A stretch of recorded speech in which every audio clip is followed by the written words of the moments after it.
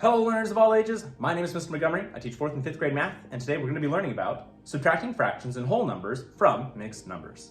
Now, I have two problems that are written out from the same problem. A lot of the times your book is going to have it into a horizontal position, but we want to have it into a vertical position so that way we can see the fraction parts and the whole number parts. So I'm going to be focusing on the fractional parts first. I have 3/4 and 2/3, and I can't subtract these two fractions without having a common denominator. So 3 and 4, a common denominator would be 12.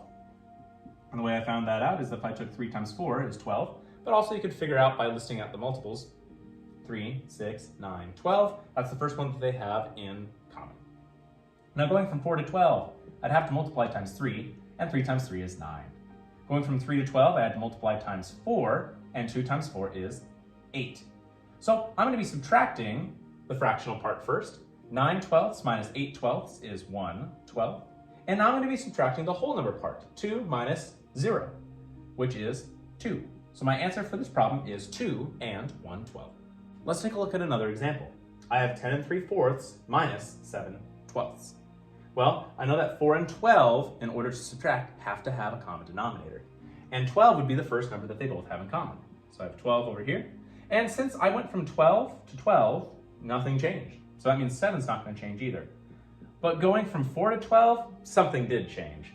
4 times 3 is 12, and so 3 times 3 is 9. So I can subtract 9/12 minus 7/12 is 2/12.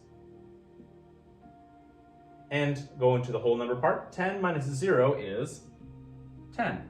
But I'm not quite done yet because the directions also say make sure that it is in simplest form. And I see that 2 and 12 are both even numbers. I could divide by 2 to simplify both of them. 2 divided by 2 is 1, and 12 divided by 2 is 6, and 10, our whole number stays the same.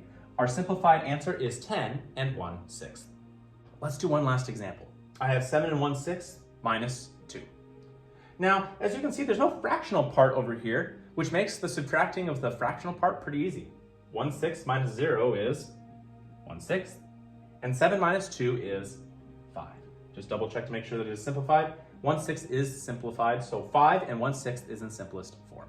All right, my 5th grade friends, you can see that we're going to be on page 115. We're going to be doing practice problems number 2, 8, and 13. The directions say subtract. Write your answers in simplest form.